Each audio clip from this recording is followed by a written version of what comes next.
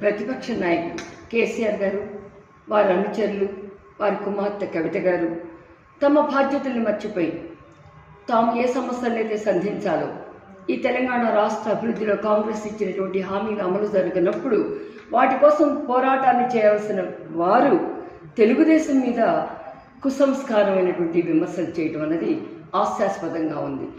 వీరెవరు? తెలంగాణ గడ్డ మీద చంద్రబాబు నాయుడు తిరగనీయమని చెప్పేటువంటి హక్కు వీరికి ఎవరిచ్చారు? బరాబర్ చంద్రబాబు నాయుడు ఇక్కడ తిరుగుతాడు, ఈ ప్రజల కోసం అభివృద్ధి కోసం పాటు పడతాడు.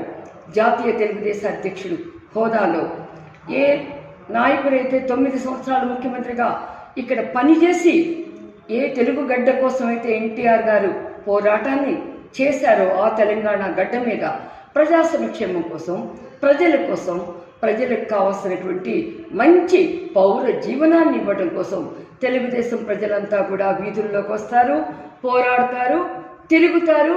మా నాయకుడిని ఆపే దమ్ము ధైర్యం ఎవరికి ఉన్నాయో ఛాలెంజ్ ఇట్ ఈస్.